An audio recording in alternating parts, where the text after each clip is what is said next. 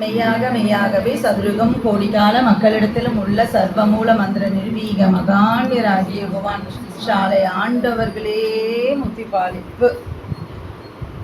நினைந்து நினைந்து உணர்ந்து உணர்ந்து நெகிழ்ந்து நெகிழ்ந்து அன்பே நிறைந்து நிறைந்து ஊற்றெழும் கண்ணீர் அதனால் உடம்பு நனைந்து நனைந்து அருளமுதே நன்னிதியே நாண நடத்தரசே என் உரிமை நாயகனே என்று என் உரிமை நாயகனே என்று வணைந்து வணைந்து ஏத்துதும் நாம் வம்மின் உலகியலீர் மரணமிலா பெருவாழ்வு வாழ்ந்திடலாம் கண்டீர் புனைந்துரையேன் பொய் புகழேன் சத்தியம் சொல்கின்றேன் பொற்சபையில் சிற்சபையில் புகுந்தருளும் இதுவே என்று நமது பெரியப்பா வடலூர் வள்ளலார் அவர்களின் வாக்குக்கேற்ப என்ன சொல்றாங்க அப்படின்னா, மரணமில்லா பெருவாழ்வு வாழ்ந்திடலாம் கண்டு பொற்சபையில் சிற்சபையில் புகுந்தருளும் இதுவே அப்படிங்கிறாங்க. அது எந்த தருணம்? இது வாய்த்திருக்கும் வசந்த காலம். நமக்கெல்லாம் வாய்த்திருக்கிற ஒரு வசந்த காலம் நம்ம மெய்வழிச்சாலை ஆண்டவர்கள் மூலமாக நமக்கு கிடைச்சிருக்கு. அதில் நம்ம இப்போவே நம்ம அதில் புகுந்து கொள்ள வேண்டும். அதுதான் அப்படி நம்ம புகுந்து கொள்வது தான் என்னக்கா சபை அப்படின்னு சொல்லுவாங்க. புகுந்து கொள்வது தான் சபை. அதுக்காக தான் நம்ம இங்கே தெய்வத்தின் திருவாக்குக்குள் புகுந்து கொள்றதுக்கு தான் நாம் இங்கெல்லாம் கூடியிருக்கோம் இந்த சபையில். வாழ்வில் சாலோகம் மாமோதல் சாயுட்சம் வாழ்வில் அச்சமற்ற ஆனந்த வாழ்விலே வாழ்வில் யான் பெற்ற பேரனைத்தும் பெற்று வாழ்வில் யான் பெற்ற பேரனைத்தும் பெற்று வாழ்க வாழ்க விங்கின் போல் எல்லோருமே என்று நம்ம எல்லாம் ஆசீர்வதிக்கிறாங்க. யாரு? நமது குலதெய்வம் பிரம்ம பிரகாச மெய்வழிச்சாலை ஆண்டவர்கள். அவர்களை நமஸ்கரித்து மற்றும் இங்கு கூடியிருக்கும் உங்கள் எல்லோருக்கும் என் நமஸ்காரத்தை தெரிவித்துக் கொள்கிறேன். இன்னைக்கு நான் உங்க கூட பங்கிக்க போற தலைப்பு நினைவில் ஊறிய நினைவு. நினைவில் ஊறிய நினைவு. இந்த ஊறுறது அப்படின்னா உங்களுக்கு என்ன ஞாபகம் வருது? ஊறுறது எது? நம்ம ஊற வைப்போம். ஊறுகாய். டீச்சர் அம்மா அவங்களுக்கு தெரியும். அப்போ ஊறுகாய்னா ஊறின காய், ஊறுகிற காய், ஊறப்போகும் காய். அப்போ அப்படி ஊறுறதுனால அது என்ன ஆகுதுன்னா கெடவே கெடாது இல்லைங்களா? அப்போ அந்த நினைவில் ஊறினது.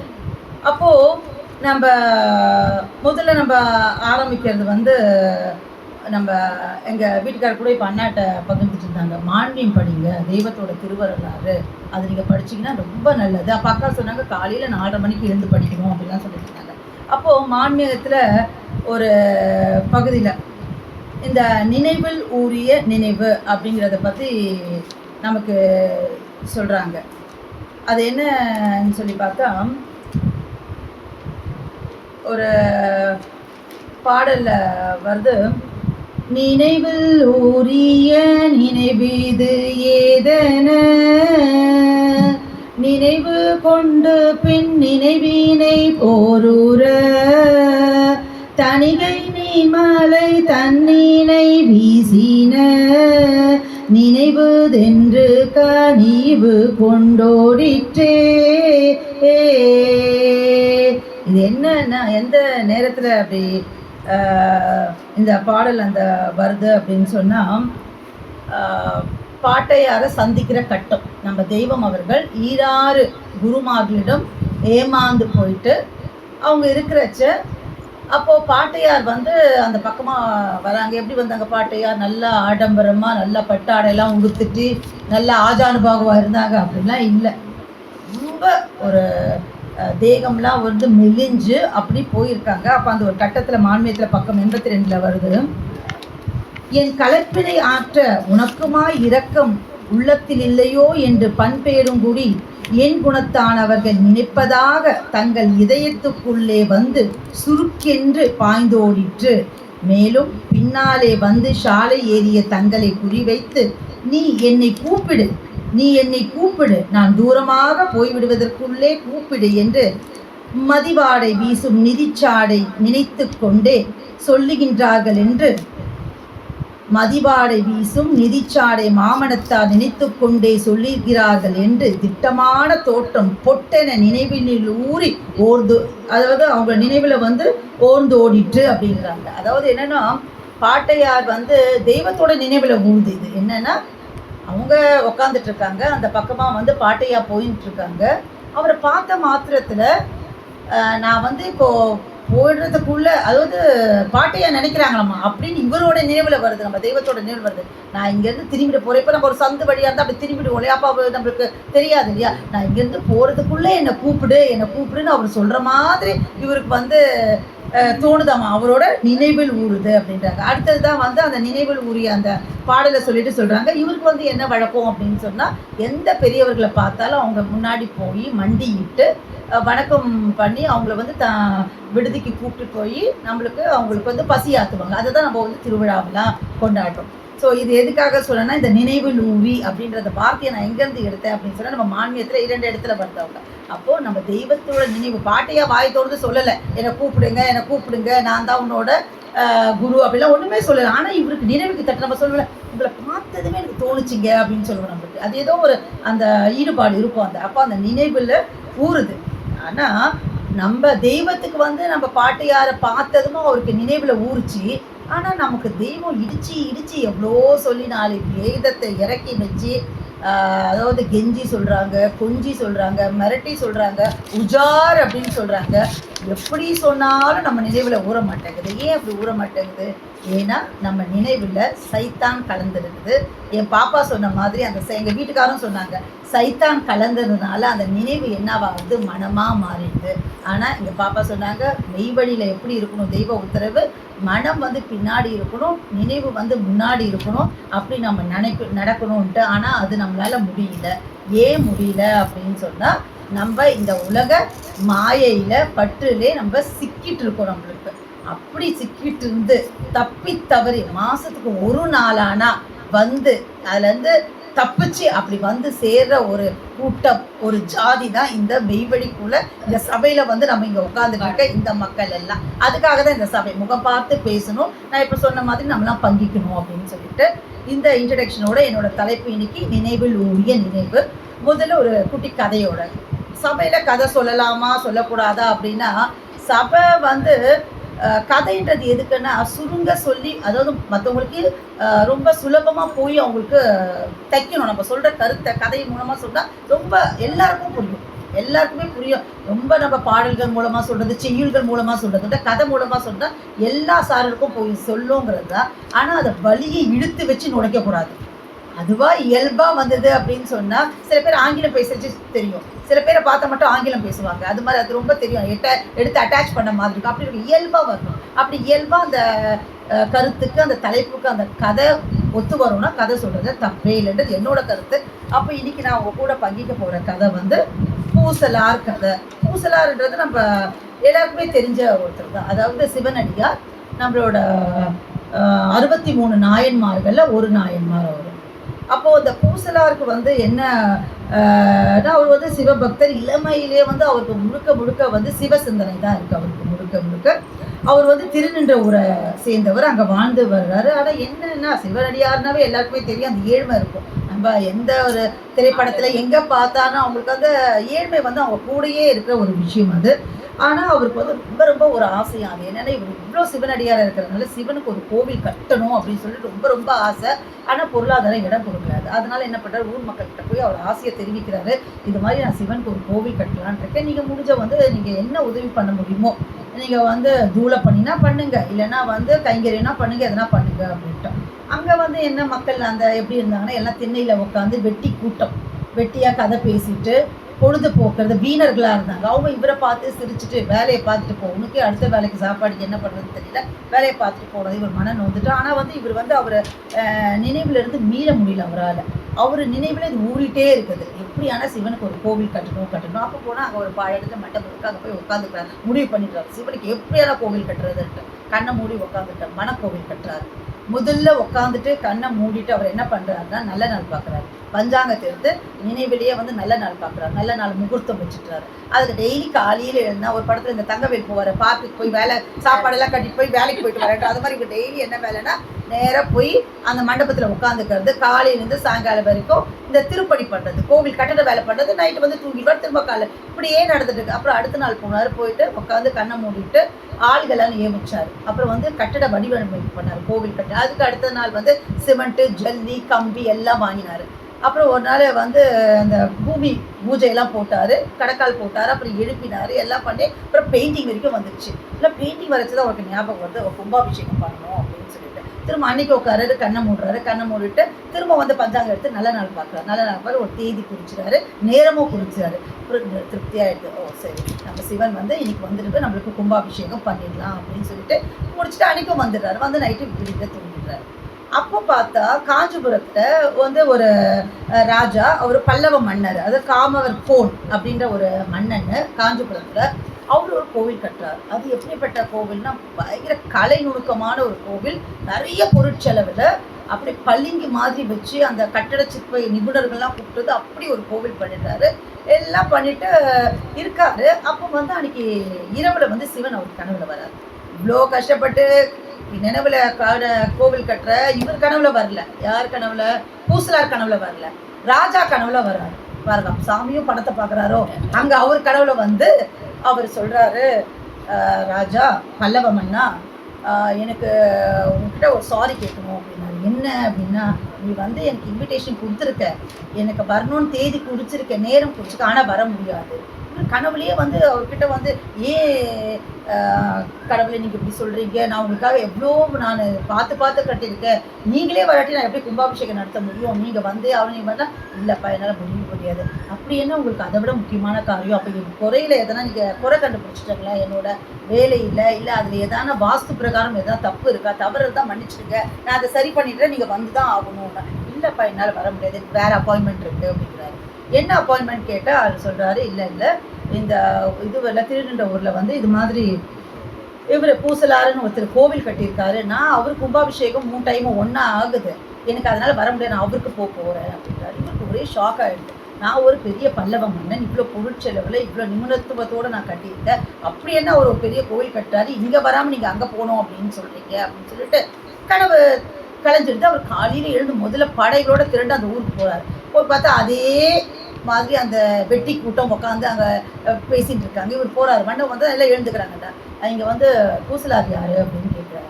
இவங்களுக்குலாம் ஒரே ஆச்சு. மண்டபம் வந்து அந்த ஆளை போய் கேட்குறாங்களே, ஏன்னா இல்லை நாங்கள் பார்க்கணும், என்ன விஷயம் அப்படின்னா, இல்லை அவரை நான் பார்க்கணும், அங்கே போங்க, அந்த மண்டபத்தில் தான் உட்காந்துருப்போம் அப்படின்னா. இவர் கேட்குறாரு, இல்லை இந்த ஊரில் வந்து ஒரு கோவில் கட்டியிருக்காராம்மா அவர், அதை பார்க்கலாம் தான் நான் வந்தேன். ஆனால் ராஜா கூட சொன்னாங்க, ஏன்னா அந்த ஊரில் வந்து இங்கே தோரணம் ஒன்றுமே இல்லை, அந்த ஒரு விழாவுக்கான ஏற்பாடுல ஒன்றுமே இல்லை. சாதாரணமாக இவங்களாம் உட்காந்து வெட்டி கதை பேசிட்டு இருக்காங்க, தண்ணி குடம் தூக்கிட்டு போயிருக்காங்க, நாய் ஓடிட்டு இருக்கு, இப்படி தான் இருக்குது அந்த ஊரில். ஒரு வித்தியாசமே அவருக்கு தெரியல. சரி, இவங்க சொன்ன தகவலோடு போய் அந்த மண்டபத்துக்கு கிட்ட போகிறாரு. அங்கே ஒருத்தர் உட்காந்து தியானம் பண்ணிகிட்டே இருக்காரு. சரி, இவர் கிட்ட போனதும் அவர் கண்ணை விழிச்சு பார்த்தா, பூசலார்னு இங்கே யாரோ இருக்காரு. நான் தான், சொல்லுங்கள் பூசலார் நீங்கள் தான் அப்படின்னு சொல்லி. இல்லை இது மாதிரி வந்து நீங்கள் ஒரு கோவில் கட்டியிருக்கீங்களாமே, அதை பார்க்க வந்தேன் அப்படின்னாரு. அவருக்கு கிட்டு போயிடுச்சாமா, என்னது இது, நான் மனசில் கட்டின கோவில் இதுக்கு எப்படி தெரியும் அப்படின்னு கேட்டேன். என்ன சொல்கிறீங்க அப்படின்னு கேட்டேன். இல்லை என் கனவுல வந்து சிவன் வந்தார், இது மாதிரி நீங்கள் ஒரு கோவில் கட்டியிருக்கேன், நான் எனக்கு அப்பாயின்மெண்ட் இல்லை, உங்ககிட்ட வரேன்னு சொல்லியிருக்காரு அப்படின்னா தேம்பி அழ ஆரம்பிச்சிட்டாராம். அவர் அழ நிறுத்த முடியலையா, அவர் உருண்டு அழறாரு. ராஜா பயந்து போயிட்டாரான். என்னங்க, சாமி வந்து சொன்னதான் நான் உங்ககிட்ட நான் கூட தவறாக ஒன்றும் சொல்லிடுறேன்னு. அப்போ அவர் சொன்னாரா, இல்லை இப்போது நான் இந்த கோவிலை கட்டியிருக்கேன்னு எனக்கு தான் தெரியும், நான் என் நினைவில் கட்டின கோவில், அதை வந்து தெய்வம் உங்ககிட்ட சொல்லி இருக்காருன்னு சொன்னால், அப்போ என் நினைவில் ஊறின ஒரு விஷயம் அவர் நினைவுக்கு போயிருக்குன்னு சொன்னால், இது அவர் சொல்லணும்னு அவசியமே இல்லையே, அப்படி சொல்லியிருக்காருன்னு சொன்னால், அப்போது அதாவது திருமாலும் அந்த இவனும் சொல்லுவாங்கள்ல, 2 பேர் வானத்துக்கும் அகப்படல, அந்த சிவன் பூமியிலையும் அகப்படல, திருமாலுக்கும் அகப்படல, அந்த பெருமாளுக்கும் அகப்படல சிவன். அடிமுடியும் அவங்களால காணவே முடியல, ஆனால் என் அன்புக்கு அகப்பட்டுட்டாரே அப்படின்னு சொல்லி நடராரமா திரும்ப அவருன்னு சொல்லிட்டு. அப்புறம் இவர் பார்த்துட்டு இவருக்கு புரிஞ்சு போகுது, இவருக்கும் தெரிஞ்சது இவர் இது மாதிரி ஒரு பெரிய கோவில் கட்டியிருக்காரு, இதுக்கு வர முடியல அப்படின்னு சொல்லிட்டு. அப்போ ராஜாவை ரியலைஸ் பண்ணாரு. ஸோ கடவுள் அப்படிங்கிறவர் அன்புக்கு தான் அகப்படுவார், பணத்துக்கோ கலைநயத்துக்கோ நம்மகிட்ட இருக்க பொருளுக்கோ செல்வத்துக்கோ மதிப்புக்கோ அவரை வந்து அடிப்படையில் அப்படின்றத ஒரு உண்மையை புரிஞ்சுட்டாரு. சரி, இதுதான் கதை நம்மளுக்கு. இப்போது இதுலேருந்து நமக்கு வந்து டேக் ஹோம் மெசேஜ் என்ன அப்படின்னு சொன்னால், இப்போ இன்னொரு விஷயம் எனக்கு என்னென்னா, இப்போ 63 நாயன்மார்கள் ஒன்று ஒரு கதை, அவங்க சிவபக்தி எப்படி பண்ணாங்க, அவங்க எப்படி இவரை சோதிச்சாங்கன்றதெல்லாம் ஒரு கதை. இப்போ இவர் வந்து மனசில் கோவில் கட்டினாரு, அதனால சிவனும் வந்து ரொம்ப சந்தோஷப்பட்டார். அது அப்படியே இருந்திருக்கலாமே, ஏன் ராஜாவோட கனவுல போய் அவர் சொல்லணும்? அவசியம் என்ன வந்துச்சு ராஜாவோட கனவுல போயிட்டா? ராஜாவோட கனவுல போய் சொன்னதுனால தான் அவர் இவரை தேடிட்டு வந்தார். இந்த கதை வந்து நமக்கெல்லாம் தெரிய வந்து பாருங்களேன். அப்போது இது ஒரு படிப்பினை. அப்போது அந்த நினைவுக்கு உள்ள பலம் எவ்வளோ. நினைவுன்றது சாதாரண விஷயம் இல்லை. இங்கே நம்ம உட்காந்துட்டு இருக்க, இப்போ குமாரி அக்கா அவங்க பொண்ணு வீட்டில் இருக்காங்களா, இப்போ அக்கா வந்து டீச்சர் அக்கா பெரிய பையனுக்கு சாப்பாடு கொடுத்துட்டு வந்தோமா, எடுத்து வச்சோமா. எங்க அண்ணி வந்து டியூஷன்ல இருந்து ரிஷி வந்தானா இல்லையா அப்படின்னு ஒவ்வொரு நினைவு ஒண்ணு இருக்கலாம். பட் ஆனா தூரத்தள்ள நம்ம இங்கதான் இருக்கலாம் அப்படின்னு. ஆனா நடக்கும், எனக்கே கூட இருக்கும் நினைவு வந்து இங்க நான் பேசிட்டு இருந்தாலும் வேற நினைவு இருக்கலாம். ஆனா அது அப்போ அந்த நினைவு வந்து இல்ல, அந்த நினைவுன்றது வந்து அவ்வளோ ஒரு பலம் வாய்ந்த ஒரு பொக்கிஷம். அதை நம்ம நல்ல முறையில் பயன்படுத்தணும். இப்போ தெய்வத்துக்கு அந்த நினைவில் ஊறிய நினைவு. அப்போது தெய்வம் நம்மளுக்கு உத்தரப்படுறாங்க. ஏண்டா நினைவுன்றது தெய்வம் நம்மளுக்குலாம் ஒரு கட்டளை இடுறாங்க, அன்பு கட்டளை தான். அப்போ என்ன சொல்கிறாங்கன்னா, நீ எப்பொழுதும் எம் நினைவிலேயே ஒட்டி இருக்க வேண்டும். இது என்ன ஒரு பெரிய கஷ்டம் நம்மளுக்கு. நீ வந்து எனக்கு என்ன ஷாலைக்கு வர சொல்லலாம், நீ வந்து 500 ரூபாய் டிக்கெட் தான் வாங்கி வரணும்னு சொல்கிறாங்களா? இல்லை வர சொல்லலாம் எனக்கு வந்து 1 பவுன் வச்சு தான் என்னை தரிசிக்கணும்னு சொல்கிறாங்களா? இல்லை நீ காலில் செருப்பு போடாமல் ட்ரெயின் பஸ்ஸில் இல்லாமல் நடந்தே வான்னு சொல்கிறாங்களா? இப்படி எதுவுமே சொல்லியே, நீ எப்பொழுதும் என் நினைவிலேயே ஒட்டி இருக்க வேண்டும், இப்படி தானே சொல்கிறாங்க. இது என்ன, இது பெரிய கஷ்டமாக இது நம்மளுக்கு. இது வந்து ரொம்ப முக்கியமான ஒரு வாக்கியம், திருமேனியான குரல் வாக்கியம். நாம் எதை பற்றி பேசினாலும் அது நீ இங்கு வந்த பிறகு தெரிந்து கொண்டதாகத்தான் இருக்கும். அப்படிதானே, உண்மைதானுங்களா? அது இங்கே வந்த அப்புறம் தான் நம்மளுக்கு வந்து நம்ம அதை தெரிஞ்ச ஒரு விஷயமா இருக்கும். அதுக்கு முன்னாடி நம்ம அதை தெரிஞ்சுட்டு இருப்போமா? இங்கே தெய்வம் சொல்லாட்டி, தெய்வ வாக்கியத்தெல்லாம் படிக்காட்டி நமக்கு அது தெரிஞ்சிருக்காது இல்லையா? அப்படின்ற ஒரு நன்றி உணர்வு நம்மளுக்கு நிஜமாக இருக்கும். இன்னொரு வாக்கியத்தில் தெய்வம் உத்தரவு பண்ணுறாங்க, நீ வந்து ஒருத்தர்கிட்ட பேசுகிறச்ச யோசிச்சு பேசுவடி, இதை பேசலாமா அதை பேசலாமா, அவங்க என்ன நினச்சிப்பாங்க இவங்க என்ன நினச்சிப்பாங்க அப்படின்னு சொல்லிட்டு நூதனமாக யோசித்து பேசுவதோ, இவர் என்ன நினைப்பாரோ அவர் என்ன நினைப்பாரோ என்று யூகித்து பேசுவதோ அல்லது செய்வதோ எமக்கு பழக்கம் இல்லை. யார் சொல்கிறா? நம்ம தெய்வம் உத்தரவு பண்ணுறாங்க. அது நீ கை தேர்ந்தவன், நம்ம எல்லாம் கை தேர்ந்தவன். இவங்ககிட்ட ஒரு காரியம் ஆகணும்னு அவங்ககிட்ட அப்படியே பணிஞ்சு பேசுவோம். அவங்க தேவையில்லைன்னா தூக்கி எறிஞ்சு பேசுகிற போது, ஏன்னா அது நம்ம மனசு வேலை செய்து நம்ம அப்படி தான் பேசுவோம். நாம் எதையும் யதார்த்தமாக பேசுகிறோம், யதார்த்தமாக செய்கிறோம், உன்னையும் முழு யதார்த்தத்தோடு நம்புகிறோம். நீ முதலில் இந்த எல்லைக்குள் ஒரு எட்டி வைப்பதற்கு எத்தனை 1000 தரம் யோசிச்சிருப்பீங்க. நம்ம கிட்ட இருக்காங்க 5049 தலைகளை தான் தெய்வத்தால் சேர்க்க முடிஞ்சுது அனந்தரத்தில். வந்தது நிறைய பேர், ஆனால் வந்ததில் பார்த்தீங்கன்னா நிறைய பேர் நீங்கள் வந்து அவங்களோட வரலாறுலாம் எடுத்து பார்த்தீங்க அப்படின்னு சொன்னால் அவங்க எப்படி வந்து மெய்வழியில் சேர்ந்தாங்க அப்படிலாம் நம்ம படித்தோம்னா தெரியும். எல்லாமே போல தெய்வத்தை சோதிச்சு பார்க்குறது. அங்கே யாரோ ஒரு சாமியார் இருக்காருமே, நம்ம போய் பார்த்துருவான். நான் இதை கரைச்சி குடிச்சவன், நான் திருக்குறளை கரைச்சி குடிச்சுவேன், நான் வந்து இந்த வெட்டி அந்த இந்த நூலை, அந்த திருக்குறளோட நூலை வந்து நான் கரைச்சி குடிச்சுவேன், எனக்கு வந்து 6ஆம் திருமுறை அத்துப்படி அப்படின்னு சொல்லி போனவங்க தான். அப்படி போய் நின்று தெய்வத்துக்கு முன்னாடி நின்னதே வந்து பெட்டி பாம்பா அடங்கிடுவாங்களாமா. அப்படி சோதிக்க போனவங்க தான். அதான் தெய்வம் உத்தரவு பண்ணுறாங்க, நீ இந்த மெயில செய்கிறதுக்கு முன்னே சும்மாவாடா வந்து சேர்ந்து அந்த ஒவ்வொரு தலையும் சேர்க்கறதுக்குள்ளார என் உடலில் வந்து ஒரு ஈரலில் தமர் விழுந்துருச்சு அப்படின்வாங்க தெய்வம். அப்போது இந்த எல்லைக்குள் ஒரு எட்டி வைப்பதற்கு எத்தனை 1000 தரம் யோசித்திருப்பாய். எம்மையும் எம் செயலையும் எப்படியெல்லாம் துருவி பார்த்து உரசி பார்த்து பிறகு நீ இதில் சேர்ந்திருப்பாய். அதற்குள் எம்முடைய பாடு எவ்வளவு. ஒவ்வொரு தலையும் நாம் இதில் சேர்க்கப்பட்ட பாடு ஒவ்வொன்றுக்கும் எமது ஈரலில் ஒரு தமர் விழுந்திருக்கும். எம் தந்தை பிரான், அதாவது நம்மளோட அவங்களோட குரு பெருமான சொல்றாங்க, பாட்டை பத்தி சொல்றாங்க. எம் தந்தை பிரான் எமக்கு தந்ததைத்தானே நாம் உமக்கு தந்தோம். நான் ஸ்பெஷலா அவர்கிட்ட வாங்கிட்டேன், உங்களுக்கு நான் அதை கொடுக்கலையா? அவர் என்ன தந்தாரோ அதே தானே கொடுத்தோம். அப்ப நான் அவர்கிட்ட அப்போ அவ்வளோ விசுவாசமா இருந்தோம். ஆனா அந்த விசுவாசத்துல கோடியில் ஒரு பங்கு கூட உங்ககிட்ட இல்லையே. எம்மிடத்தில் மட்டும் அது ஏன் இவ்வளவு விளைவேறி நிற்கிறது? காரணம் எமது யதார்த்தம் தான். அதுதான் உங்கள் தலைகளுக்கும் ரட்சிப்பாக திகழ்கிறது.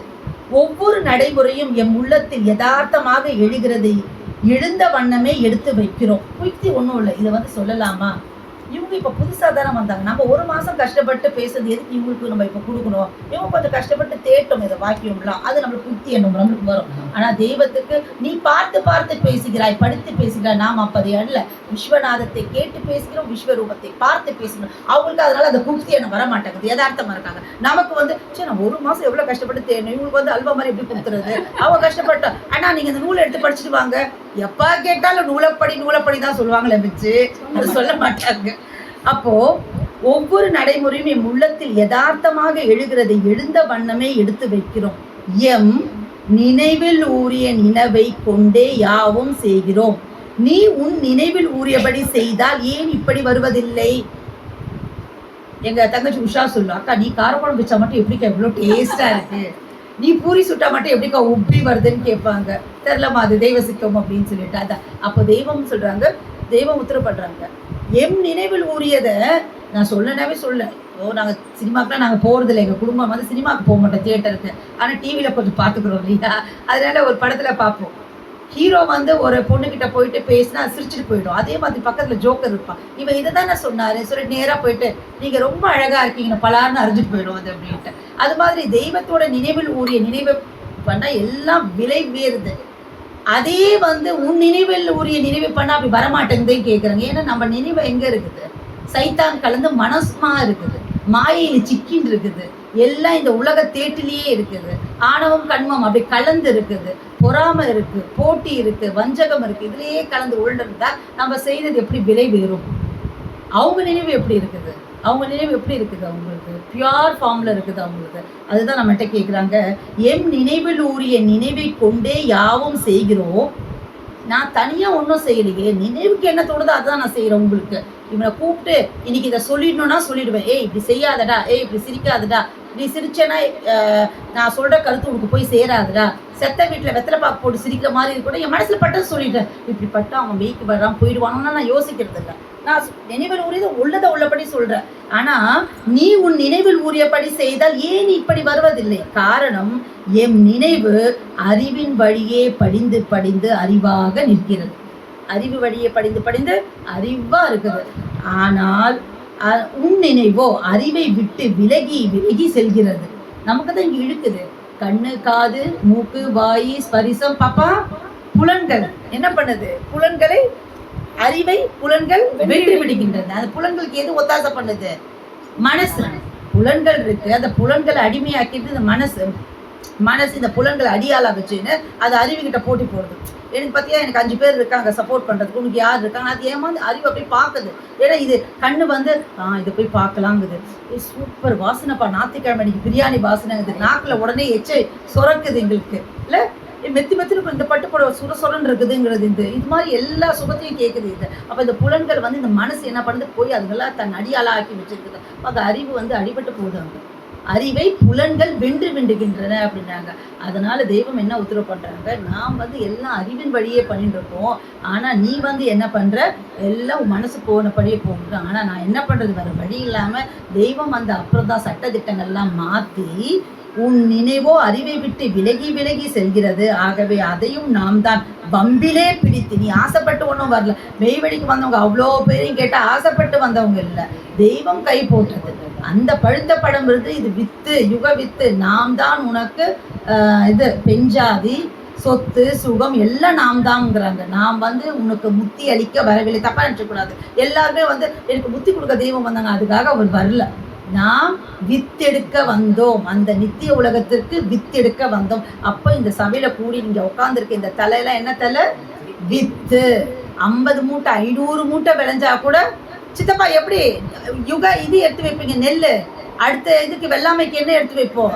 விதை நெல்லுன்னு எடுத்து வைப்போம். 500 மூட்டையும் எடுத்து வச்சிடுறோம். ஒரு படி எடுத்து வைப்பாங்க. கோவில் கும்பாபிஷேகம் அந்த இதில் வந்து கலசத்தில் பார்த்தீங்கன்னா, ஏன்னா பஞ்சம் வந்து வறட்சி வந்து வெள்ளம் வந்து எல்லாம் அழிஞ்சு போயிட்டா கூட அதை எடுத்து திரும்ப வெள்ளாமை பண்ணி உருவாக்கிக்கலான்ற அது மாதிரி அந்த கோவில் கலசத்தில் இருக்க கோவில் கலசத்தில் இருக்கிற அது மாதிரியான நம்மள யுக வித்துக்கள். அப்போ இங்கே தலையே இருக்க நம்ம எப்படி நம்மளை சபாஷ் சொல்லிக்கிறோம்.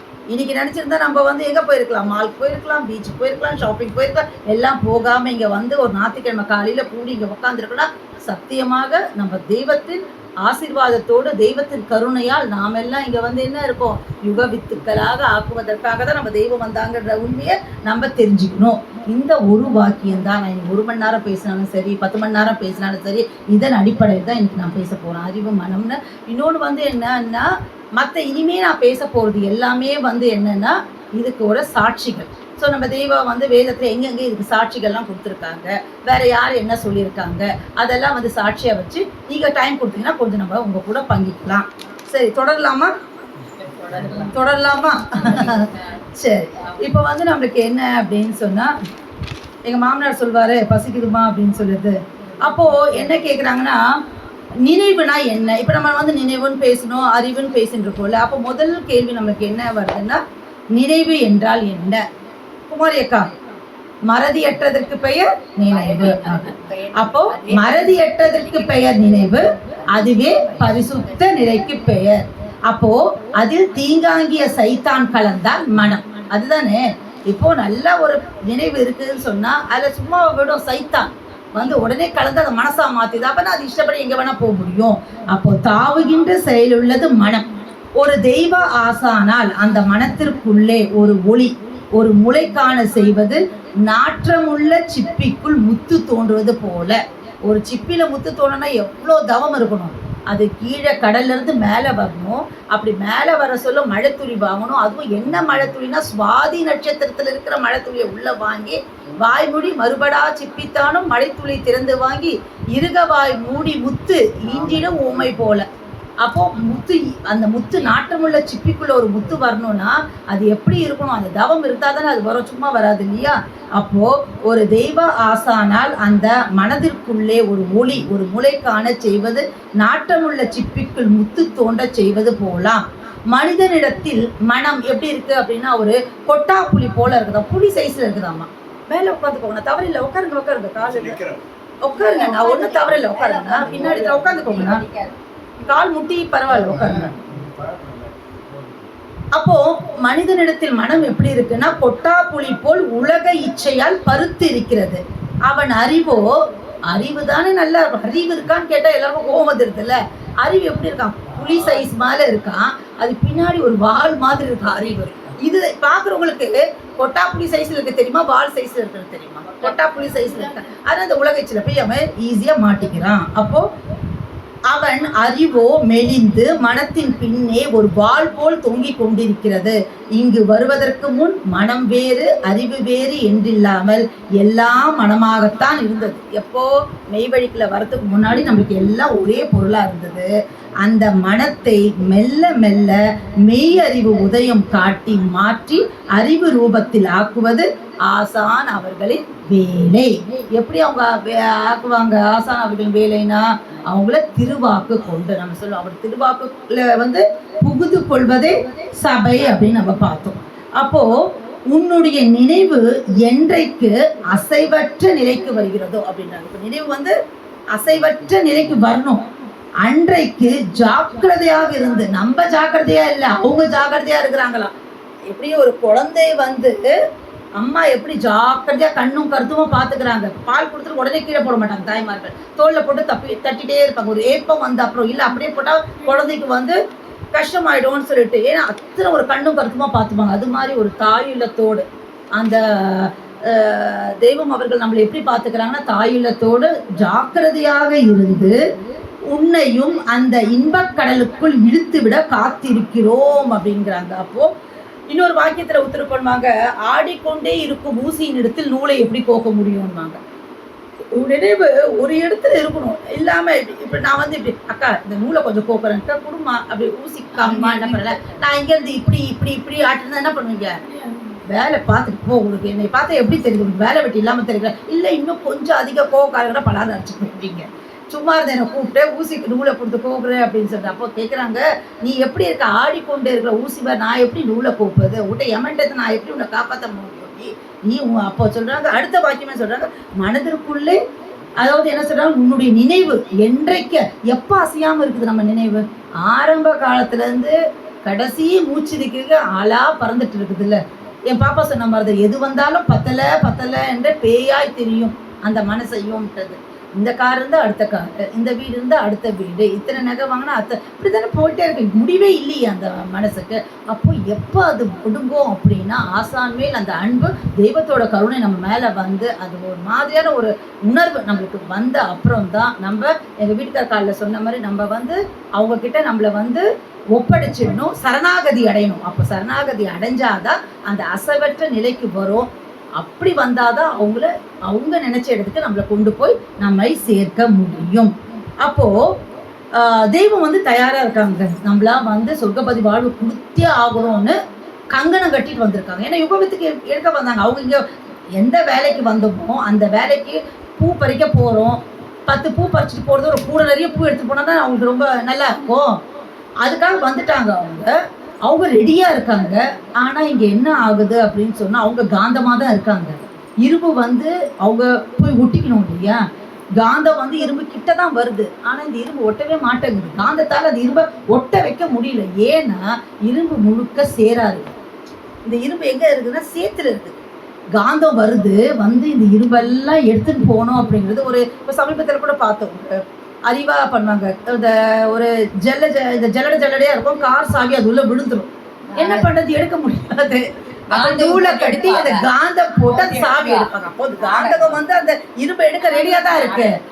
அதான். ஆனால் என்ன ஆகுது அப்படின்னு சொன்னால், அது உள்ளார அந்த ஃபுல்லாக வந்து என்ன ஆயிடுது, சேர ஆகிட்டு இருக்குது.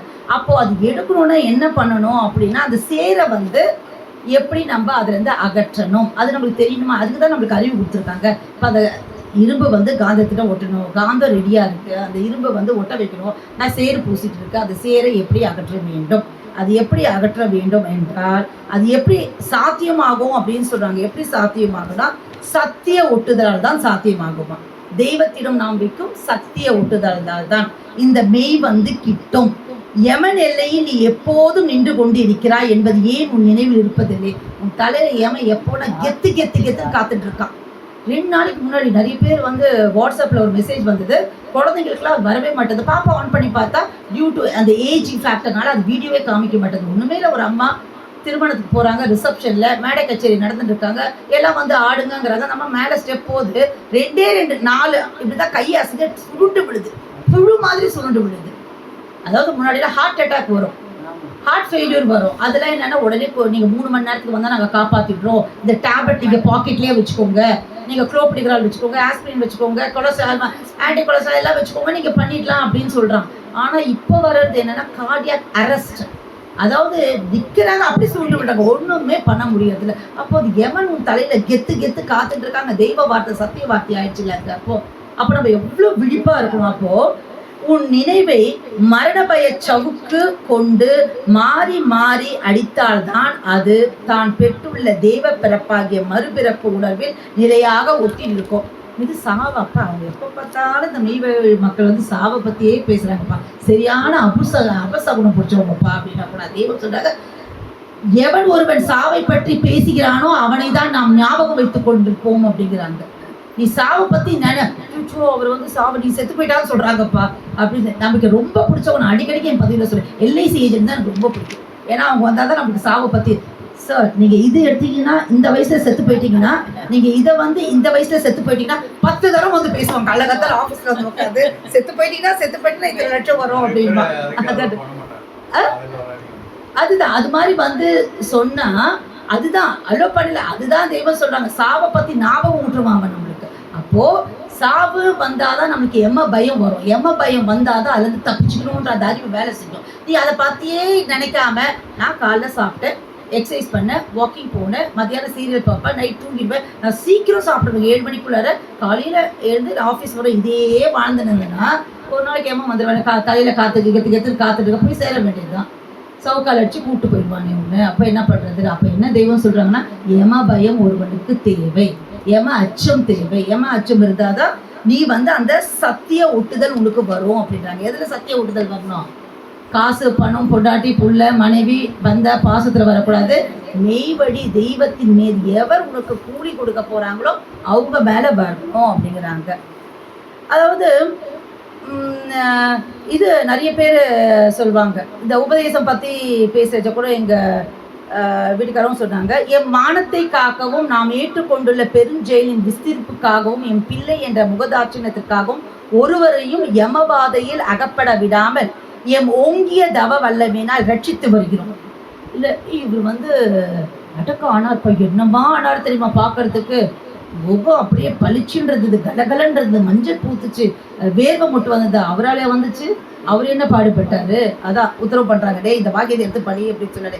என் பிள்ளை என்ற முகதாட்சியத்திற்காகவும் தெய்வம் சொல்லுவாங்க, முகதாட்சியம் பார்க்காதே நம்மளை சொல்லுவாங்க. அது ஒரு கூறிய வாழ், நீ ஆனா வாழைப்படமா எடுத்து சாப்பிட்ற.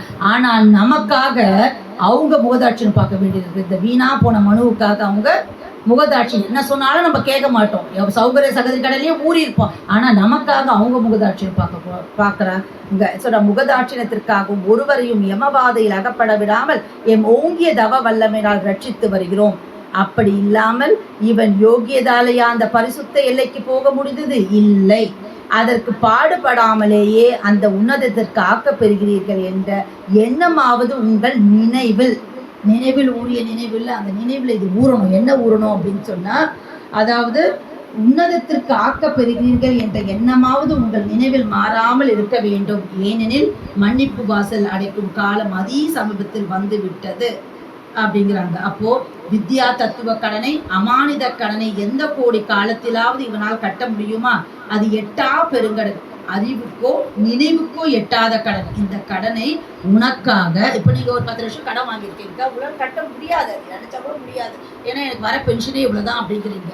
1 கோடின்னு வச்சுக்கோங்களேன், கட்ட முடியாது. ஆனால் ஒருத்தர் வந்து, அக்கா நீங்கள் டீச்சராக இருந்து நல்லா பணியாற்றிருக்கீங்க, உங்கள் 1 கோடி கடனை நான் கட்டுறேன்க்கா அப்படின்னா எப்படி இருக்கும் உங்களுக்கு மனசில்? எப்படி இருப்பீங்க? அதெல்லாம் வேண்டாம் நான் சொல்லிடுவீங்க நீங்கள். அப்படி இல்லை, நம்மளுக்கு சொல்றது எப்படி இருக்கும், அது பெருமிதத்தோட இருக்கும்ல. நம்மளுக்கு நம்மளால முடியாத ஒரு விஷயத்த ஒருத்தர் வந்து நம்ம பண்ணித்தரேன் அப்படின்னு சொன்னா, அப்போ வந்து நம்ம அமானித கடன் சத்தியம் பண்ணிட்டு நம்ம வாங்கிட்டு வந்திருக்கோம் தெய்வத்துக்கிட்ட. அது நம்மளால கட்டவே முடியாது, உலகை மாயில மாட்டிட்டேன். ஆனா அதை நம்ம தெய்வம் வந்து நமக்காக கட்டி உன்னை எமன்ட்டை மீட்டு தரேன் அப்படின்னு சொன்னா, இந்த கடனை உனக்காக ஒருவர் கட்டி முடித்து 7வது பிறையும் தருகிறார்கள் என்றால் அவர்கள் யாராக இருக்க வேண்டும்? சாதாரண மனுஷன் பண்ணா சொல்லி காமிச்சிருவான்னு உங்களுக்கு பயம் இருக்கும். ஆனா தெய்வம் வந்து இதை நீ உணரணும், இதை லேசா எடுத்துக்க கூடாது. நம்ம கட்டவே முடியாது. கட்டலைன்னா இப்போ கார் வாங்குறோம், டியூ கட்டலாம் தூக்கிட்டு போயிடுவான், வீடு வாங்குறோம் ஜப்தி பண்ணிடுவான், மஞ்சள் நோட்டீஸ் ஓட்டிடுவான். அது மாதிரி நம்ம அமானித கடன் வாங்கி இந்த பூமிக்கு வந்திருக்கோம், அந்த கடனை கட்டலைன்னா எவன் வந்து நம்மளை தொட்டுடுவான். அந்த கடனை நம்ம கட்டுறதுக்கு நாதியற்றவர்கள், அப்போ எவன் தான் வந்து கட்டுவாங்க அப்படின்னு சொன்னால் அவங்களுக்கு நம்ம எவ்வளோ நன்றி கடன் பட்டு இருக்கணும். இதை லேசாக நினையாது. அவ்வளோதான் தெய்வம் நம்மளுக்கு. இதை வந்து என்ன இதில் உள்தமிழ் இருக்கு, சாதாரண தமிழ் தானே இது. தெய்வம் இதில் புரியறதுக்கு என்ன பெரிய கஷ்டம் இருக்கு? இது படித்தா நம்மளுக்கு புரியல அப்படிங்கன்னா படிக்காதது நம்ம தப்பா? இதை தெய்வம் வந்து நம்மளுக்கு புரியாமல் சொல்லியிருக்காங்க. இதில் இன்னும் பரிபாஷைலாம் ஒன்றும் இருக்கிறதா எனக்கு தெரியல வாக்கியத்தில். அப்போ ஒரு நினைவு உலாவுகிற நம்மளுக்கு புரியாத சில விஷயங்கள் தான், அதை விட்டுடலாம். அதை பிடிச்சி நம்ம தூங்கிட்டு இருக்க வேண்டாம். இது என்னவோ சொல்லியிருக்காங்களே, இது அந்த அண்ணா கிட்ட கேட்டால் நல்லா இருக்குமே, இந்த அக்கா கிட்ட சொன்னாலக்கா அக்கா அவங்க அறிவுக்கு ஏற்ற மாதிரி சொல்லுவாங்க. இந்த அண்ணா அவருக்கு என்ன தெரியுமோ அதுதான். நீங்கள் டீச்சர் தான், நீங்கள் அந்த தாமரையில் ஒரு இது இருக்கும் இல்லையா, வாக்கியம் இருக்கும்ல, அது தண்டு எந்த அளவுக்கு வளருதோ அந்த அளவுக்கு தான் அது தண்ணி இருக்கிற அளவுக்கு அந்த தண்டு வளரும் இல்லையா? அப்போ உன் நினைவு உலாகிற எல்லைகள் எல்லாம் நோய் சஞ்சரிக்கும் எல்லைகளே. அதனால்தான் உன் உடலிற்குள் வியாதிகள் சரசரவென்று நுழைகின்ற. என் முன்னர் வந்து இருக்கும் போதுதான் உன் நினைவு வெளியே ஓடுவது மாதிரி உள்ளே நுழைகிறது, சுவாசம் ஒடுங்கி ஓட ஆரம்பிக்கிறது.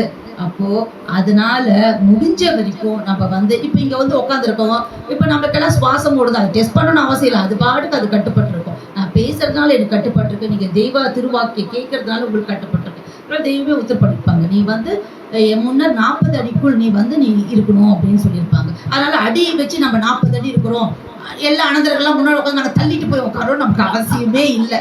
இவங்க இந்த ஒரு வாக்கியத்தை ஒன்று படிச்சிருவாங்க. உடனே 40 அடி சொல்லியிருக்காங்கப்பா, நம்ம இங்கேருந்து 40 அடி இருக்குது, அப்போ அங்கே 2 ரூபா அனந்தர் அனந்திக்கலாம் அங்கே முன்னாடி போய் உட்காருனா அது தப்பு இல்லையா நம்மளுக்கு? அப்படி தெய்வம் உத்தரவு பண்ணியிருக்காங்க. அவங்க திருதூலத்துல இருந்து உத்தரவு. இப்போ நம்ம ஆலயத்துக்கு போகிறோமா, யாரும் இல்லாத இருந்தால் உங்களுக்கு யாரும் ஒன்றும் கேட்க போகிறது இல்லை. நம்ம அங்கே தூண்லாம் இருக்கு, போய் நீ உட்காந்து நிறைய தோத்திரம் பாடுங்க, நிறைய தெய்வத்துக்குள்ள பேசிட்டு வாங்க.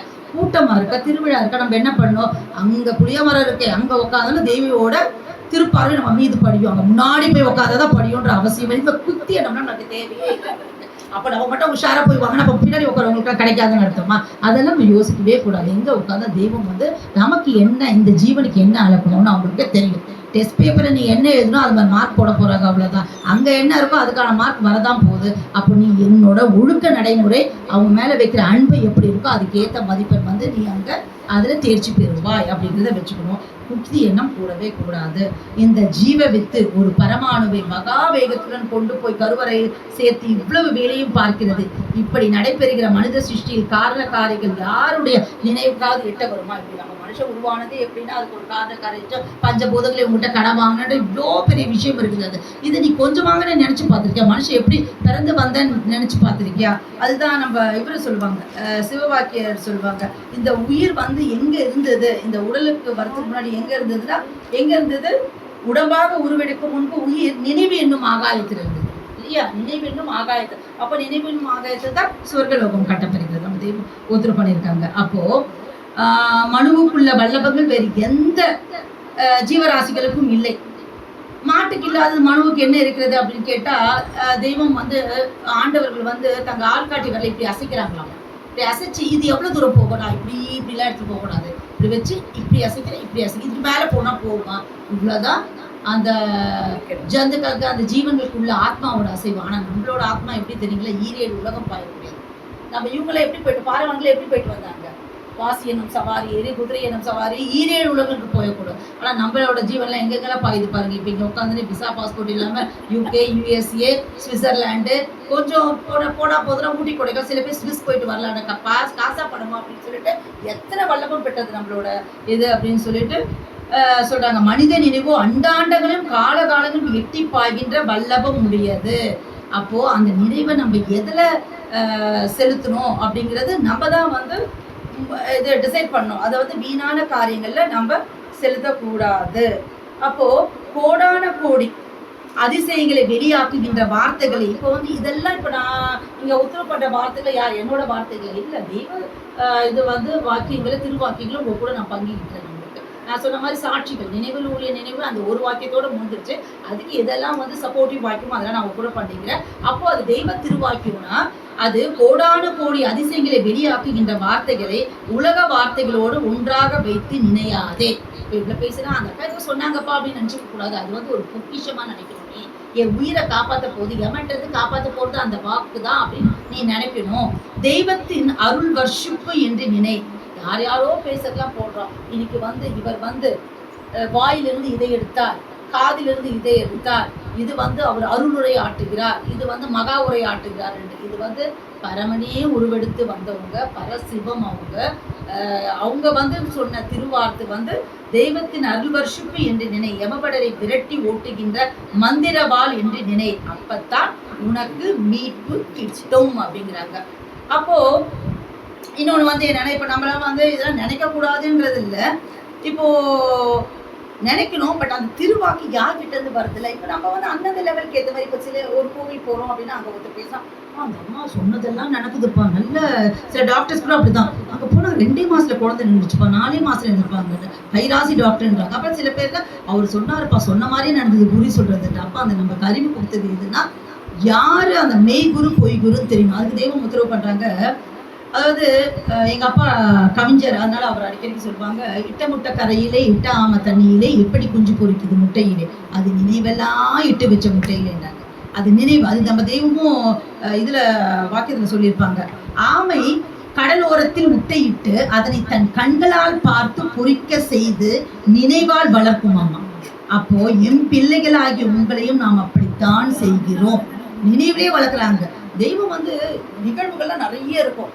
ஒரு 2 சபைக்கு ஒருத்தன ஏய் எங்கடா அவன் வரல அப்படின்னு கேட்பாங்களாம். 5049 பிள்ளைகள் எங்கடா அவன் வரலன்னு கேட்பாங்களாம். கரெக்டா அப்போ நினைவுல பதிஞ்சு வச்சிருக்காங்க. அவங்க ஏட்ல பதிந்தா அட்டெண்டன்ஸ் நம்ம சொல்லுவோம். நீங்க கூட சில நேரத்தில் அட்டெண்டன்ஸ் எடுத்துட்டே இப்போ 100 ஸ்டூடெண்ட் இருந்தா கூட ஃபர்ஸ்ட் 2 மாசம் 3 மாசம் அதுக்கப்புறம் மாசம் ஆல்பாபெட்டிக்கால தானா நம்மளுக்கு வந்துடும். அந்த பழக்கத்தில் அப்படி வந்துடும். 5049 நினைவில் ஊறி இருக்கு அவங்களுக்கு. அப்போ கேட்பாங்களாமா. அப்போ நினைவால வளர்க்கணும் நாங்க அப்படின்றாங்க. ஒருத்தர் சொன்னாங்களாம், பாத்தி கட்டி எரி போட்டு வேலியெல்லாம் போட்டு பாதுகாப்பு எல்லாம் போட்டாங்கம்மா. மண்ணை பண்படுத்தி ஆயிற்று, ஆனால் செடி முளைக்கவில்லை. என்னடா என்று பார்த்தால் விதை மட்டும் போடவில்லையாம். எல்லாம் பண்ணியிருக்கான். என்னடானா விதை போடலையாம். பூஜை பண்ண, புனஸ்காரம் பண்ண, அனுஷ்டானம் இருந்த, பத்தியம் இருந்து, அமாவாசை ஒரு பொழுது இருந்து எல்லாம் இருந்த. ஆனா என்ன இல்லை, உண்மையான கடவுள்கிட்ட வேண்டிய கடைசியில் கல்லை கும்பிட்டு இருந்துச்சு. காலம் எல்லாம் ஏமா வந்துட்டாங்க, செத்து போயிட்டீங்க. நீ வந்தது எதுக்கு? எங்கேருந்து வந்தியோ அங்கே போகணும். நீ எங்கேருந்து வந்தியோ அங்கே போகணுன்னா யாரை பிடிக்கணுமோ அவங்கள பிடிச்சிருக்கணும். காலமெல்லாம் அவ்வளோ மாதிரி அதான் சொல்லுவாங்க, ஒரு காலமெல்லாம் ஒரு பெட்டியை வச்சுட்டு பூஜை செய்து தர பூபதி அப்படின்னு சொல்லுவாங்க தெய்வம் ஒரு வாக்கியத்தில். அப்போ அவருக்குள்ளே கிடச்சிருக்கணும் மோட்சம். ஏன்னா சர்வசதா காலம் பூஜை ரூம்லேயே உட்காந்துருப்பாரு. அவரு கடிச்சிருக்கணும். பூஜை ரூம்லேயே உட்காந்துருப்பாரு. அவருக்கு எங்கே கிடையாது நாரி கொளுத்திடுறாங்க, எடுத்துன்னு போயிட்டு புதைக்கிறது கூட இல்லையே அப்படின்றாங்க. அப்போ நீ பண்ற கோவில் சடங்கு கும்பாபிஷேகம் எல்லாமே ஒரு பொழுது 2 பொழுது எல்லாமே கடைசியில் என்ன போயிடுது, வீணா போயிடுது. ஏன்னா நீ எல்லாம் பண்ண, பாத்தி கட்டின, எரு போட்ட, ஃபெர்டிலைசர் போட்ட, எல்லாம் போட்ட, ஆனால் விதை போடலையேடா. எதை பண்ணுமோ அதை பண்ணலையேடா. இன்னொன்று ஒருத்தர் இவனாச்சும் விதை போடல. இன்னொருத்த அம்மா பையன் இருந்தாங்க 2 பேர். அந்த பையன் ஓடி போய் அவங்க அம்மாவை கிச்சன் கூப்பிட்டு வந்தானா. ஓடி வந்துட்டு என்னடா அம்மா அந்த செடி வளரவே மாட்டேங்குமா. ஏண்டா தங்கம் அப்படின்னா, நீ தண்ணி ஊற்றுனியா? டெய்லி ஊற்றுறம்மா. சன்லைட் பாருங்க டைரக்டாக வருது. பூச்சி மரத்துலாம் போட்டியா? நான் நிறைய போட்டேன். அது என்னப்பா அது பாஸ்பேட்டா ஏதோ ஒன்று வாங்கிட்டு வந்து அதெல்லாம் நிறைய போட்டேன் அப்படின்னு சொன்னாங்க. அப்போ ஏண்டா வரடா? நீங்கள் நம்ப மாட்டீங்களா? டக்குன்னு விதை எடுத்து காமிச்சேன். டெய்லி நான் எடுத்து பார்க்குறேம்மா, அது வளரவே மாட்டேங்குதுமா அப்படின்னு சொல்கிறாங்க. இது என்னத்தை காமிக்குது அப்படின்னா, அவனுக்கு நம்பிக்கையின்மை. அதாவது அந்த விதை அவனுக்கு நம்பிக்கை இல்லை. அது அதாவது அவன் நம்பி இருந்தானா அவன் கடமையை பண்ணிட்டு தண்ணி ஊற்றிட்டு எரு வச்சுட்டு சன்லைட் வரதா பார்த்துட்டு அவன் பார்த்துட்டு போயிருந்தா பரவாயில்ல. டெய்லி எடுத்து விதையை பார்க்கலாம். அவரு வளர்ந்துச்சான்னு. அப்போ இறைவனிடமும் நம்மளுக்கு நம்ம நம்பி இருக்கணும். அந்த ஃபேத், அதை தான் தெய்வம் நம்ம கிட்ட எதிர்பார்க்குறாங்க. அந்த நம்பிக்கையோட நம்ம அவங்க இருந்தாங்கன்னா அது விளைக்கும், பூக்கும், காய்க்கும், எல்லாமே நம்ம பண்ணணும். இது மாதிரி 2 சாரரான மக்கள் நமக்கிடையே இருக்கிறாங்க. நெய்வேலியில் அப்புறம் கூட டெய்லி விதையை எடுத்து பார்த்துட்டு இருக்கவங்களும் இருக்காங்க, விதை போடாதவங்களும் இருக்காங்க. நம்ம அது 2 வகையிலும் இல்லாமல் தெய்வ உத்தரவுக்கு ஏங்கி எனக்கு எதுவுமே தெரியாது தெய்வமே, எதை பற்றி எனக்கு கவலை இல்லை. இவ்வளோ நாள் நான் தெரியாமல் இருந்துட்டேன், இப்போ உங்களுக்கு தெரிஞ்சுட்டேன், முழு சரணாகதி அடைகிறேன் அப்படின்வாங்க. நான் 45வது மாதாந்திர சபை ஒவ்வொரு தடவை சொல்வேன், தெய்வம் கல்லை காமிச்சு கிள்ளுணும், எட்டி கொட்டியை கொடுத்து கடினா கடிக்கணும், நம்ம கத்தியை காமிச்சு தாவுனா அதுதான் அவங்க பார்த்துப்பாங்கன்ற அந்த விடாப்பிடியான அந்த நம்பிக்கை, அது ஸ்திரமான நம்பிக்கை அது வேணும். அது இருந்ததுன்னு சொன்னால் மீட்பு நிச்சயம் அப்படின்னு சொல்லிட்டு அடுத்தது சொல்லுவாங்க, இவன் 7ஆம் பிறப்பாகிய மறுபிறப்பு எய்திய பின்னரும் தவறு செய்ய இடம் இருக்கிறது. இப்போ இந்த விதையை போட்டு நீங்கள் எடுத்தும் பார்க்கல, விதை போடாமல் இல்லை, கரெக்டாக இருக்கீங்க. ஆனால் இது பண்ண அப்புறமும் என்ன தவறு நடக்கும்னா, அதேவ சட்டப்படி நடக்காவிட்டால் முன்னிருந்த பழைய நிலைக்கே இவன் நினைவு சாய்ந்து விட்டோம் அப்படின்ட்டு. இப்போ இங்கே போகிறீங்க, கன்னிரேகா வீட்டுக்கு போன சபை நல்லா பேசுகிறாங்க, எல்லாமே பண்ணாங்க. தெய்வ சத்தம் அவர் போனதும் இப்போ என் தம்பி கூட வந்தார். என்னப்பா நீ நல்லா இருந்த, ஏதோ அங்கே போயிட்டு இது நான்வெஜ் சாப்பிடல, அது நல்ல பழக்கம் தான், மற்ற இது ஆக்டிவிட்டீஸ்லாம் குறைச்சிட்ட, ஆனால் என்னப்பா நீ சாவுக்குலாம் வரமாட்டேங்கிற, என்ன திடீர்னு மாறிட்ட, பொண்ணு ப்ரெஷர். அங்கே அவங்க வீட்டுக்காரமும் வந்துடுறாங்க பாரு, இன்னொருத்தர் மாமியார் வீட்டில் இருந்து, தம்பி இதெல்லாம் நல்லது இல்லைப்பா, நீங்கள் இது ஏதோ முஸ்லீம் சாமியை கும்பிட்டுட்டு இருக்கீங்களாமே, அங்கேருந்து ஒரு ப்ரெஷர் மாமியார் வீட்டில். இது மாதிரி 10 சைட்லேருந்து 10 ப்ரெஷர் வரும். அப்போல்லாம் காதே கேட்காத மாதிரி இருக்கும். உங்கள் அறிவுக்கு சம்மதிக்க உங்களுக்கு அது தெரியுது, நல்ல மார்க்கும், அவங்களுக்கு புரிய டைம் ஆகும்னா அப்போ அங்கெல்லாம் இடுப்பு வரும். அது அப்போ இடுப்பு வந்தது என்ன ஆகுனா, இங்கேருந்து இவ்வளோ கேட்டுட்டு போனதும் அங்கே போனது சபைக்கு வந்தது அப்படி போனது என்ன ஆகுனா, அவங்க இடுப்புக்கு திரும்ப அந்த பழைய போடா எவ்வளோ நேரம் போராடுறது, இது எதிர்ப்பாக இருக்குது. நம்ம ஒரு ஆள் இங்கே நிற்கிறது, மெய் வழிக்கு வேணும்னு போராடுறது ஒருத்தர், நம்மளை பிடிச்சி இழுக்கிறது 10 பேர். ஸோ எந்த பக்கம் பலம் அதிகமாக இருக்கோ அந்த பக்கம் தான் அந்த நினைவு சாஞ்சிட்டோம். அப்போது அந்த இடுப்பு வராத அளவுக்கு அவங்க கிட்ட நம்ம தப்பிச்சு இருக்கணும் அப்படிங்கிறது தான். அப்போது பழைய அந்த நினைவு சாய்ந்து விடும். ஏனெனில் இவன் நினைவு இவனை எப்பவும் தீங்கில் தள்ளவே நிற்கிறது. நினைவுன்றது என்னன்னா, இப்போ ஒன்றுமே இல்லை, என் பாப்பா கூட எனக்கு பேச வச்சு சொல்லிட்டு இருந்தா, இது கொத்தரவங்காய் இருக்குது, நான் இன்னைக்கு பண்ணியிருக்கேன், பாவக்காய் பண்ணியிருக்கேன், உருளைக்கிழங்கு ஃப்ரை பண்ணியிருக்கேன். இப்போ நீங்க முதல்ல எதை சாப்பிடுவீங்க? குழந்தைங்க என்ன சாப்பிடு பாப்பா நீ? உங்களுக்கு உருளைக்கிழங்கு தான் சாப்பிடுறாங்க. ஏன்னா ஆனா இல்ல இப்போ உருளைக்கிழங்கு தான் 100 பேர்ல 99 பேர் உருளைக்கிழங்கு தான் சாப்பிடுவாங்க. ஏன்னா நாவுக்கு சுவை.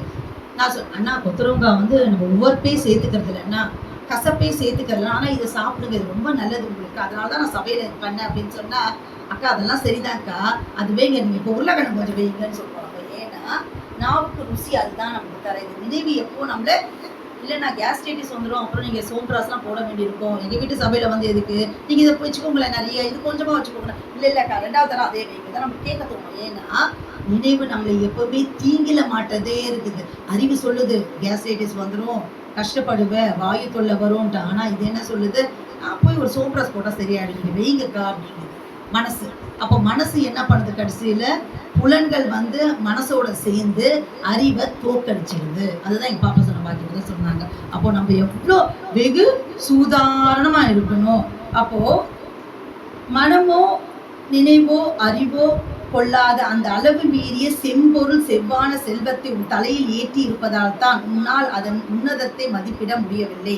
ஆகவே நீ உன் உலகத்தேற்றில் நீ நிற்கும் போது அதை மறந்து திரிகிறாய்.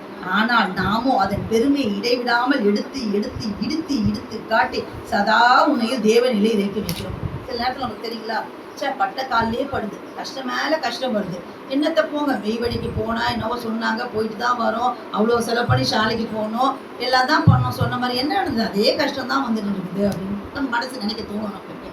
இப்போ நீ மெய்வடிக்கு, எங்க வீட்டுக்காரர் கேட்பாரு, குழந்தையே பிறக்கலையாமா அப்படின்னு. ஆமாம், மெய்வழி சாலைக்கெல்லாம் போயிட்டு வந்தோம், ஆனால் கூட குழந்தை பிறக்கல. நான் ஏமா நீ இவ்வளோ நாள் கோயில் கோழியா சுற்றினா, அப்போ அந்த சாமி பிறக்க வைக்கிறதா நம்ம அப்படின்னு கேட்டேன் எங்கள் வீட்டுக்காரர் ஒருத்தரை. இப்போ நீ வந்து இப்போதான் மெய்வெளிக்கு வந்த, மெய்வெளிக்கு வந்து குழந்தை பிறக்கலங்கிட்ட, அதுக்காக வந்தேன்ற. அப்போ மற்ற கோயிலுக்கெல்லாம் போடியா, அத்தனை சாமி இருந்தா அதெல்லாம் ஏன் பிறக்க வைக்கல நீ அப்படின்னு போயிட்டு வந்தல அப்படின்னு. அது வந்து என்ன எப்போ எது நடக்கணுமோ அந்த ஜீவனுக்கு அது நடக்கும். இது வந்து நம்ம ராமாயணத்துல கூட சொல்லுவாங்க, தசரத மகாராஜனுக்கு வந்துட்டு அவங்க போவாங்க, அந்த இவர்கிட்ட போனதும் அந்த இது கொண்டு வந்து தீர்த்தம் கொடுப்பாங்க. அந்த தீர்த்தம் அவருக்கு பார்க்குறச்ச அவருக்கு புத்திர பாக்கியம் இருந்ததுனால தான் அந்த யாகம் நடத்தி அது கொடுக்க முடிஞ்சது. இல்லைன்னா இல்லைதான், அது யாரும் தூளதேகம் எடுத்து வந்தப்போ தெய்வம் இருந்தால் மட்டும் நீங்கள் குழந்தை கொடுத்துடணும், நான் தெய்வத்தை நம்ம ரொம்ப உன் ஜீவனுக்காக நீ இருக்க, நீ எமன்ட்ட போகக்கூடாதுன்றதுக்காக இங்கே நீ இருக்கிற நிற்கிற, அவ்வளோதான். நீ குழந்தை பெற்றுக்கிறதெல்லாம் அது உன்னை பூர்வ புரிய கர்மா, அதுதான். இங்கே வந்ததுனால குழந்தை கொடுத்துனா உன் இது இருந்தால் தான் கிடைக்கும். புரியுதுங்களா? அது இங்கே வந்ததுனால கொடுக்கணும். அதாவது தெய்வம் அதற்கு இல்லை, இகபர சௌபாகியராக வச்சிருக்காங்கன்றது இருந்தாலுமே 100 ரூபாய் இருந்தால் தான் எடுத்து உங்ககிட்ட 10 ரூபாய் கொடுக்கணும். அமைப்பே இல்லாத ஒரு இருந்ததுன்னா அப்போ எப்படி கொடுப்பாங்கன்னா அதை நீ அக்செப்ட் பண்ணி தான் ஆகணும் அப்படின்றது. அது மாதிரி இப்போ என்ன உத்தரவு பண்ணுறாங்கன்னா, உனக்கு இருக்கிறது ஒரு பெரிய செல்வம், வந்து செம்பொருள் செவ்வான உன் தலையில நிற்கிது, ஆனால் நீ இந்த உலகத்தேட்டில் அதை மறந்து திரியிற. நாமோ அதன் பெருமையை இடைவிடாமல் எடுத்து எடுத்து இடித்து இடித்து காட்டுங்கிறாங்க. அதனால தான் அந்த உன்னை கஷ்டத்தில் ஆழ்த்துவதும் துக்கத்தில் துவைப்பதும் உனக்கு நன்மை பயக்கவே அப்படின்னு ஒரு வாக்கியத்தை சொல்லுவாங்க. கஷ்டம் வந்தால் கூட தெய்வம் நல்ல, தலைக்கு வரது தலைப்பையோடு போயிடுச்சு, காலே போயிருப்போம், விரல் அடிபட்டு நகைக்கண்ணு போயிருப்போம், நம்ம நினைக்கிறோம் எது நடந்தாலும் இப்போ தெய்வம் காப்பாற்றுறோம். ஐயோ தெய்வம் காலில் அடிபட்டு ரத்தம்லாம் வர வச்சுட்டாங்க, இன்னைக்கு ரத்த காயம் ரெண்டு காயம் ஆயிடுச்சு, அது ஆகும், காலே போயிருக்கும், உனக்கு தெய்வம் தடுத்து காப்பாற்றிருக்காங்க. அதான் நீ அதை நினைக்கிற அளவுக்கு அந்த பக்குவம் வரணும், அந்த நினைவுல வந்து உனக்கு அது ஊறணும். உனக்கு தலைவன் உன்னை நடத்துபவன் உன் மனமே, அவன் உன்னை எப்பவும் தீங்கிலே தள்ளவே காத்து கொண்டிருக்கிறான். சுலபமாக ஒரு பாதையை வெட்டி விட்டு தீங்கில் சாய்த்து விடவே நிற்கிறான். அப்போ சைத்தான் யார்? உன் மனம்தான். உன் ஆசிரியர் அவர்களை உன்னை ஆசிரியர் யார் நமக்கெல்லாம்? யாரு? மெய்வழி சாலை ஆண்டவர்கள். அப்போ உன் உயிர் நேசமாக கொண்டாயானால் உன் மனதை நீ வெறுத்து விடுவாய். அப்போ நம்ம எல்லாம் என்ன பண்ணோம்னா, நம்ம தெய்வம் அவர்களை நாம் உயிர் நேசமா கொள்ள வேண்டும். இல்லைன்னா என்ன பண்ணோம், மனசு நம்மளெல்லாம் வந்து எப்பவுமே வந்து அந்த யமனிடம் மாட்டிவிடும். ஏன்னா நம்ம நினைவென்னும் பிடரையில் எப்பவுமே தான் செய்கிற காரியம் நமக்கு தெரியாது என்று நினைக்கிறவனை எமது எண்ணமாகிய கை தொடாது அப்படின்ட்டாங்க. நம்ம எது செய்தாலும் தெய்வத்துக்கு எங்க தெரிய போகுது இதெல்லாம் அப்படின்னு நினைக்கவே முடியாது. கடவுள் பேசணும், கடவுள் நமக்குள்ளதானே இருக்காங்க. அப்போ என் எண்ணமாகிய கை தொடாது. என்ன சொல்றாங்க, எவன் ஒருவன் தன் நினைவாகிய பிடரையில், நினைவில் உரிய நினைவு நம்ம பேசிட்டு நினைவாகிய பிடரையில் நாம் இருக்கிறோம் என்ற அச்சத்தோடு வாழ்கின்றானோ அவனுக்கு அவன் நினைத்தது தேடியும் மற்றது அல்லாமல் அவன் நினையாதது பலவும் தரப்பெறும், தொட்டது வைத்தது அனைத்தும் பொருளாக சொல்லு பாப்பா விளைவேறும். நீ நம்மை தொடர்ந்து நடந்தால் நாம் உனக்கு அறிவித்துள்ளது மட்டுமின்றி உன் நினைவில் தோன்றும் தானாக குதித்து வந்து நிற்கும்.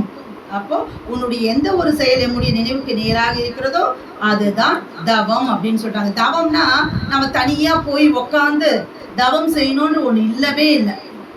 தெய்வத்தோட நினைவுக்கு நேரா அவங்க சொல்படி எந்த செயல் நம்ம செய்யறோமோ அதுதான் தவம். காணமற்று எதை சொல்லுவாங்க, அது என்ன ஜீவ வாக்கியம், அது பாடல் வருமே, காடுகள் குவித்து தூக்காதே ஜீவ ஒழுக்கம் சேர உதிக்கும் சிவஞானம் பரஞானம் அப்படின்பாங்க. அப்போ மக்களின் நினைவென்னும் ஆகாயத்தில் தான் ஸ்வர்லோகம் கட்டப்பெறுது. சொர்க்கம்னா எங்கேயோ போயிட்டு டைல்ஸ் போட்டு அந்த பளிங்கு கல்லெல்லாம் போட்டு கட்டப்படல. மக்களின் நினைவென்னும் ஆகாயத்தில் சொர்க்கலோகம் கட்டப்பெறுகிறது. நினைவென்னும் ஆகாய வெளியில் தான் சர்வ சம்பத்தும் இருக்கிறது. அதில் காலமெல்லாம் தீமையே ஏற்றி வந்தால் இறுதி நேரத்தில் உங்கள் கதி என்ன ஆகும்னு கேட்குறாங்க.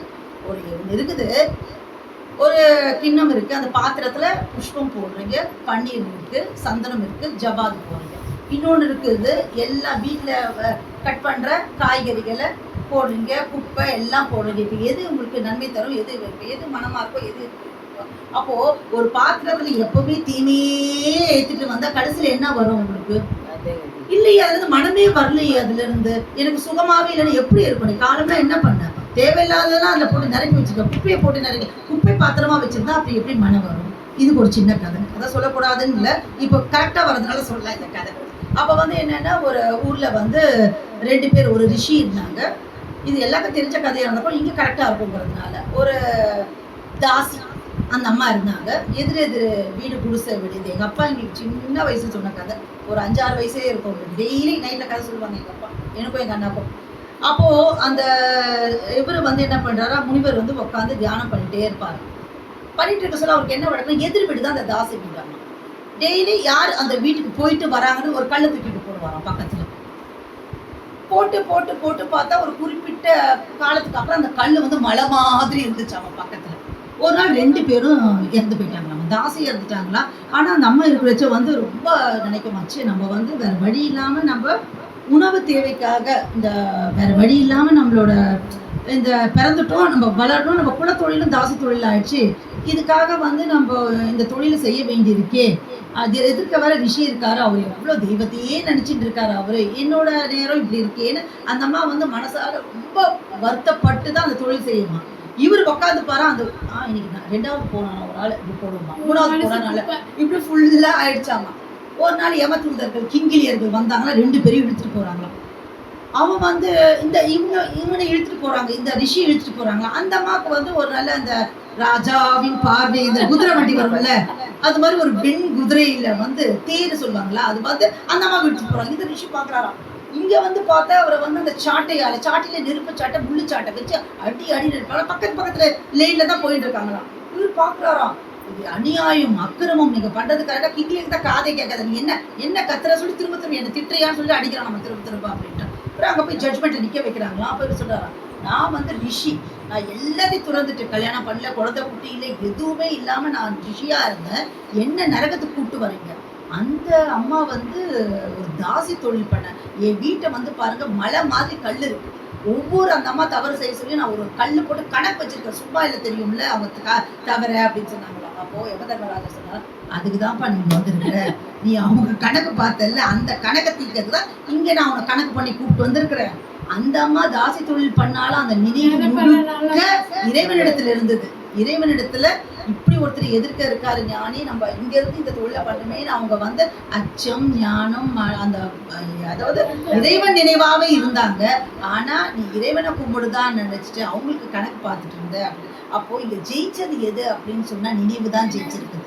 ஸோ நம்ம செய்கை எதுனா அந்த நினைவு ரொம்ப முக்கியம் அப்படிங்கிறத எடுத்து காட்டுறதுக்காக இந்த கதை அப்படின்னு சொன்னேன். அப்போ மக்களின் நினைவென்னும் ஆகாயத்தில் தான் சுவர்கலோகம் கட்டப்பெறுகிறது, நினைவென்னும் ஆகாய வெளியில் தான் சர்வ சம்மத்தும் இருக்கிறது, அதில் காலமெல்லாம் தீமையே ஏற்றி வந்தால் இறுதி நேரத்தில் உங்கள் கதை என்ன ஆகும்?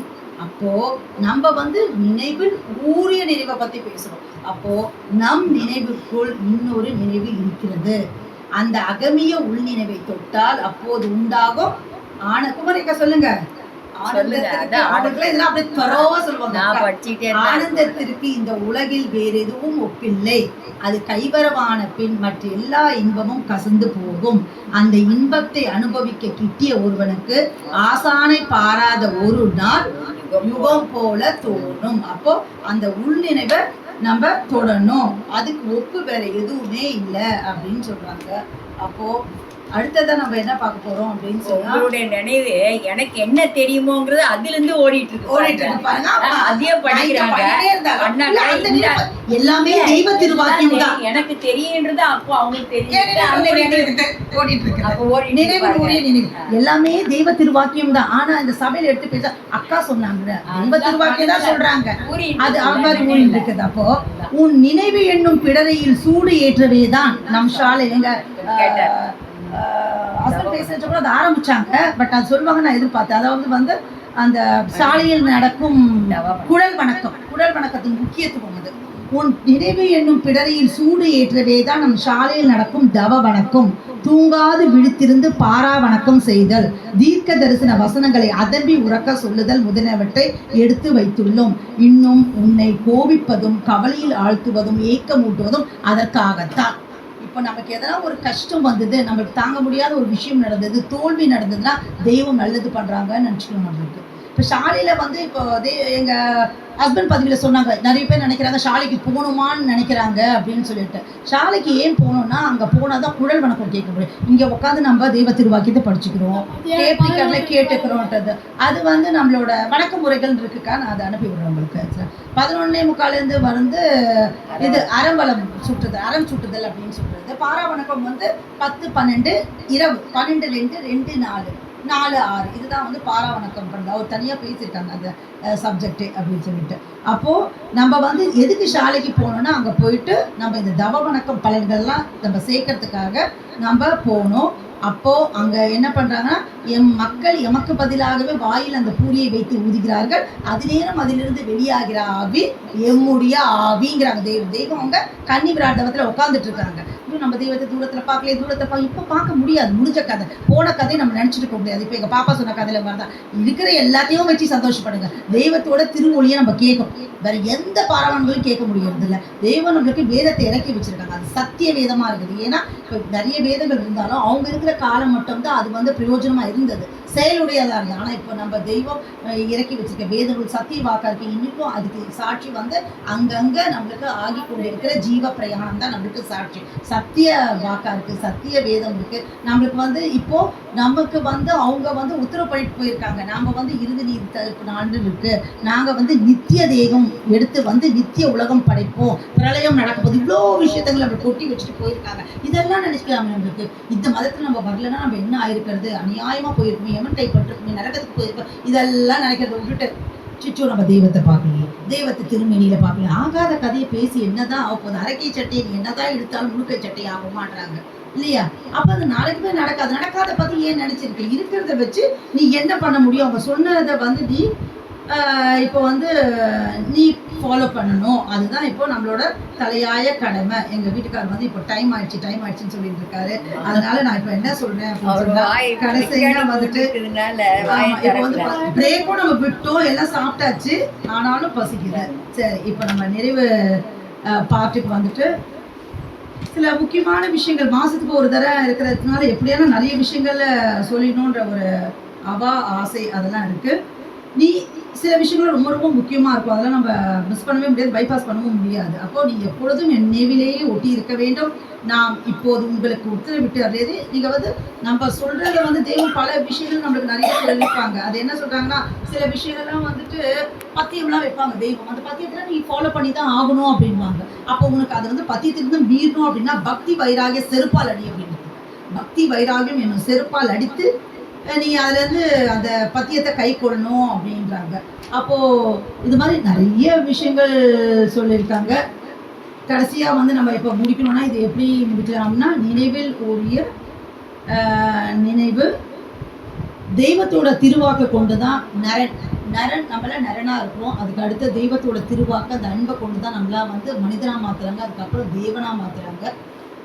அப்போது அந்த நினைவு வந்து நம்ம கிட்ட எப்பவுமே ஊறின்னு இருக்கணும். ஆனா நம்ம நினைவு என்ன இருக்குன்னா என்றும் பொய்யகத்தில் உறைந்துள்ள இதெல்லாம் மனது மெய்யறிவு உதயம் காட்டி சொன்ன எனக்கு முன்னாடி மெய்யறிவு உதயம் காட்டி அதுக்கு வருது திரும்ப வரப்போ. அப்போ நம்முடைய நினைவு இந்த உலக அழித்தீட்டிலேயே ஊறிக்கொண்டிருக்கிறது.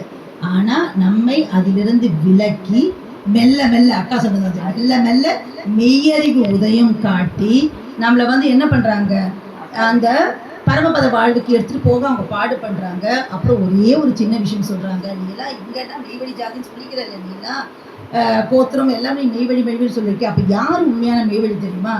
எம் நினைவில் நிலைத்து நின்று சாதிக்கிறவன் தான் எம்முடைய ஜாதி அப்படின்ற நம்மளுடைய குலதெய்வம் பிரம்ம பிரகாச மெய்வழிச்சாலை ஆண்டவர்களின் வாக்கிற்கேற்ப நாம் எல்லாம் அவர்கள் நினைவில் நிலைத்து நின்று, நினைவில் நிற்கிறது முக்கியம் இல்ல, இன்னைக்கு இப்போ நாளைக்கு நிற்க மாட்டோம், நிலைத்து நின்று இறுதி பரியந்தம் வரை அவர்கள் நினைவில் நிலைத்து நின்று நம்முடைய நினைவில் அவர்களின் அன்பு எப்பவுமே கிடைக்கணும்னு சொல்லிட்டு அந்த ஏக்கத்தோடு இருந்து உங்கள் அன்பையும் இரக்கத்தையும் பெற்று அந்த பரமபத வாழ்வை நாம் எல்லோரும் அடைவோமாக.